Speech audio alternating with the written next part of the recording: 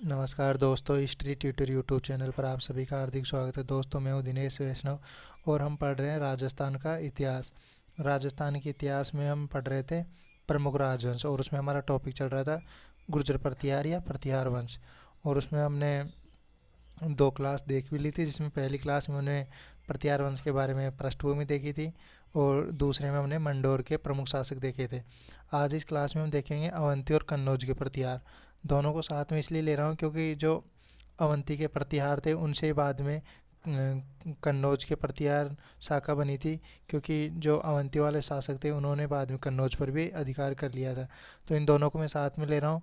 और सबसे ज़्यादा क्वेश्चन पूछे जाते हैं प्रतिहार में तो इसी शाखा से पूछे जाते हैं, तो आपको इसमें जो प्रमुख प्रमुख शासक मैं आपको बताता हूँ उनका ध्यान रखना है, और उनकी विशेषता, उपाधियाँ, उनके द्वारा कौन कौन सी युद्ध लड़े गए वो ध्यान रखना है। क्योंकि एग्जाम में या तो इनको क्या किया जाता है, कालक्रम के हिसाब से आपसे वर्गीकृत करवाया जाता है कि पहला कौन सा शासक हुआ, फिर दूसरा कौन सा, फिर तीसरा, यानी क्रम से सेट करवाया जाता है। या फिर इनके कोई भी युद्ध या उपाधि है वो पूछा जाता है सीधा। ऐसे कोई नहीं पूछता है कि कौन सा अवंती का था, कौन सा कन्नौज का था, कौन सा मंडोर का था। तो आपको ये ध्यान रखना है।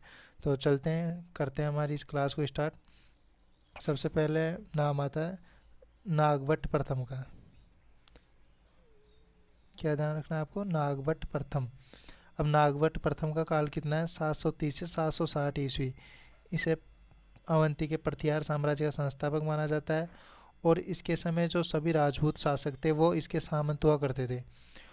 और नागभट्ट प्रथम का दरबार क्या कहलाता है? नागावलोक कहलाता है। और नागभट्ट प्रथम इसको नागावलोक शासक कहा जाता है। तो आपको ध्यान रखना है, एग्जाम में सीधा पूछ लिया जाता है कि कौन सा प्रतिहार शासक है जिसका दरबार नागावलोक कहलाता था, तो नागभट्ट प्रथम।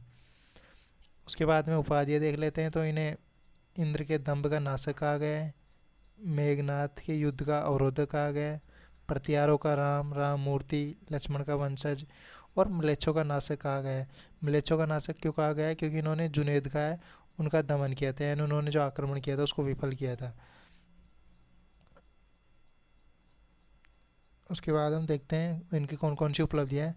तो ग्वालियर प्रशस्ति क्या कहती है कि ग्वालियर प्रशस्ति के अनुसार नागभट्ट प्रथम ने अरब आक्रमणकारी जुनेद खां के आक्रमण को विफल किया था। यानी इनके समय जुनेद खां ने आक्रमण किया था, तो उसको विफल किया था आक्रमण को नागभट्ट प्रथम ने, और इसका उल्लेख हमें ग्वालियर प्रशस्ति से मिलता है। उसके बाद देखते हैं एक और उपलब्धि है इनकी।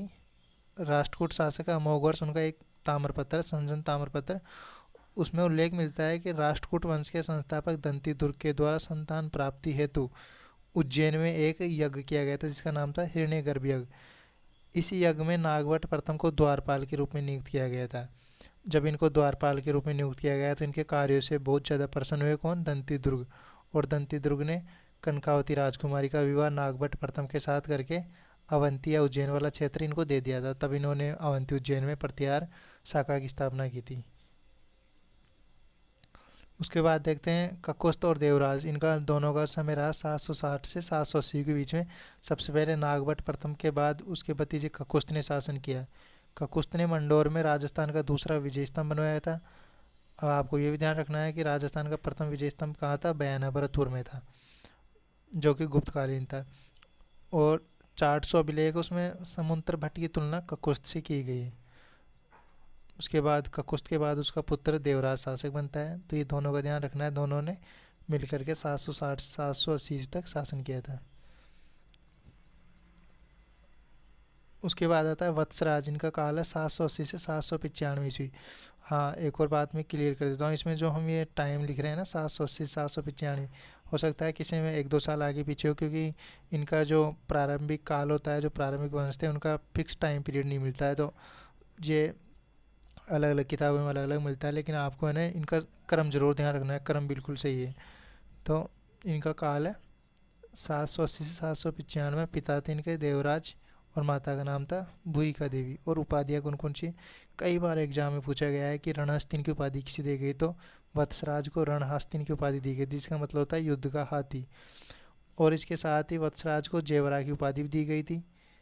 और किसने दी थी ये उपाधि? दुग्गिल ब्राह्मण ने दी थी। आपको ध्यान में रखना है, दुग्गिल ब्राह्मण ने वत्सराज प्रतिहार को जेवरा की उपाधि दी थी, जिसका मतलब होता है हिंदू और ब्राह्मणों का संरक्षक। और एग्जाम में ये भी पूछा जाता है गुर्जर प्रतिहार वंश का वास्तविक संस्थापक किसे माना जाता है, तो इन्हीं को गुर्जर प्रतिहार वंश का वास्तविक संस्थापक माना जाता है, क्योंकि ये काफ़ी शक्तिशाली शासक थे। इन्होंने भंडी जाति को पराजित करके जो मध्य राजपूताना है उस पर अपना अधिकार किया था। तो आपको ये प्रमुख पॉइंट ध्यान रखने हैं। उसके बाद में और देखते हैं क्या है इनके बारे में जानकारी। वत्सराज के दरबारी विद्वान, ये भी कई बार एग्जाम में आता है। तो प्रमुख विद्वान थे उद्योतन सूरी। अब ये रचना कई बार पूछी जाती है। उद्योतन सूरी ने 778 ईस्वी में भीनमाल में एक पुस्तक लिखी थी, ग्रंथ लिखा था कुवलय माला। और इस कुवलय माला में मरुस्थल के लिए मरु शब्द का प्रयोग किया गया है।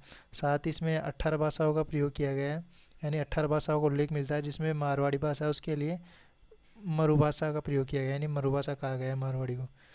इसके साथ ही जो आचार्य जिनसेन थे वो भी वत्सराज के दरबारी थे, और उन्होंने हरिवंश पुराण या वंश पुराण की रचना की थी 783 ईस्वी में। तो ये ध्यान रखना है दोनों इनके दरबारियों के नाम।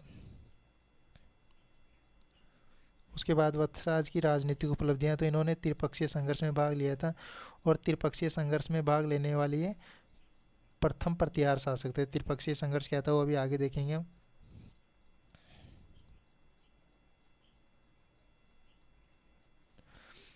तो मैं हल्का सा बता देता हूँ। ये वाला क्षेत्र है, ये दक्षिण वाला, यहाँ पे थे राष्ट्रकूट वंश। और इधर ये पूर्वी भारत वाला एरिया था, इधर यहाँ पे थे पाल, और यहाँ पे जो गुजरात और राजस्थान का सीमावर्ती क्षेत्र यहाँ पे थे गुर्जर प्रतिहार। तो त्रिपक्षीय संघर्ष क्यों कहते हैं, क्योंकि तीन वंशों के बीच में युद्ध हुआ था। किस किस के बीच में हुआ था, गुर्जर प्रतिहार के बीच में, राष्ट्रकूटों के बीच में, और पाल वंश के बीच में। अब इनके बीच में युद्ध क्यों हुआ था, इसकी मैं आपको एक कहानी सुना देता हूँ। कहानी क्या, वैसे अगली स्लाइड में हम देखेंगे युद्ध किस किस के बीच में हुआ था। तो यहाँ पे एक एरिया है कन्नौज, जो यूपी वाला क्षेत्र, यहाँ पे गंगा यमुना के दोआब वाला है कन्नौज है। और इस कन्नौज पर उत्तराधिकार संघर्ष चल रहा था। तो इस कन्नौज को लेकर के इन तीनों के बीच में युद्ध हुआ था, तीनों शक्तियों के बीच में, जिसमें राष्ट्रकूट वंश था। इसका उद्देश्य कन्नौज पर अधिकार करना नहीं था, ये तो केवल अपनी जो भारत है इसमें अपनी जो शक्ति है उसको दिखाना चाहता था, अपना जो प्रतिष्ठा होती है उसको बनाए रखना चाहता था। इसलिए राष्ट्रकूट शासक बार बार यहाँ पे जाकर के आक्रमण करते थे कन्नौज पे, और वापस लौट आते थे। जबकि गुर्जर प्रतिहारों का उद्देश्य था इसको लेना, क्योंकि गुर्जर प्रतिहार यहाँ से जो ये क्षेत्र अवंती उज्जैन वाला, इसके सीमावर्ती क्षेत्र कन्नौज, तो इसके साथ साथ यहाँ पर भी अपना अधिकार करना चाहते थे। तो देख लेते हैं हम वत्सराज के समय कौन कौन सी घटना हुई। आपको जिसमें मैंने ये पॉइंट बनाया ना, इसे पॉइंट ही लिखना है अपनी कॉपी में, क्योंकि इससे आपको है ना सीरियल से याद रहेगा कौन कौन सी घटना हुई। तो सबसे पहले तो कन्नौज में उत्तराधिकार संघर्ष चल रहा था, किसके बीच में, चक्रायुध और इंद्रयुध के बीच में। अब जब ये संघर्ष चल रहा था तो इस संघर्ष का फायदा उठाता है कौन, वत्सराज। और वत्सराज क्या करता है, कन्नौज पर आक्रमण करता है, और इंद्रयुध को पराजित करके इंद्रायुध को कन्नौज की गद्दी पर बिठा देता है, और बोल देता है कि आप मेरे सामंत के रूप में कन्नौज की गद्दी पर शासन करो। तो ये क्या करता है, इंद्रायुध को कन्नौज में अपना सामंत नियुक्त कर देता है। इसके बाद चक्रायुध क्या करता है, पाल वंश का शासक था धर्मपाल, उसकी शरण में चला गया, और शरण में जाकर के इसने सहायता मांगी। तब धर्मपाल अपनी सेना लेकर के आता है, और वत्सराज और धर्मपाल के बीच में एक युद्ध लड़ा गया, जिसे मुंगेर का युद्ध कहते हैं। इस युद्ध में धर्मपाल पराजित हो जाता है। जब धर्मपाल पराजित हो गया और वत्सराज विजय हुआ, तो जो वत्सराज उसकी विजय का परचम चारों ओर फैलाने लगा। इसे देख करके राष्ट्रकूट शासक ध्रुव प्रथम वो भी अपनी सेना लेके आता है, और गंगा यमुना के मैदान में इसको पराजित कर देता है, किसको, वत्सराज प्रतिहार को। लेकिन कुछ समय बाद ये क्या करता है, ध्रुव प्रथम वापस दक्षिणी भारत में लौट जाता है। और जैसे ही ये लौटता है उसके बाद में धर्मपाल क्या करता है, जो पाल वंश का शासक था, वो इंद्रायुध को हटा देता है कन्नौज से, और चक्रायुध को कन्नौज की गद्दी पर बिठा देता है। तो पाल वंश के शासक प्रतिहार वंश के समय ये गतिविधियाँ हुई थी। उसके बाद में ये जो त्रिपक्षीय संघर्ष है ये लगभग 200 वर्षों तक चलेगा। आगे इसमें और भी जो पाल शासक होंगे वो भी भाग लेंगे, और जो राष्ट्रकूट शासक थे वो भी भाग लेंगे, और प्रतिहार शासक थे आगे वो भी भाग लेंगे। तो आगे जो गुर्जर प्रतिहार वंश के शासक आएंगे उनके समय भी हम ये त्रिपक्षीय संघर्ष देखेंगे। तो इस क्लास में तो यहाँ तक ही पढ़ेंगे हम। उसके बाद नेक्स्ट क्लास लाएंगे हम आगे के जो शासक हुए हैं उनके बारे में देखेंगे, त्रिपक्षीय संघर्ष देखेंगे।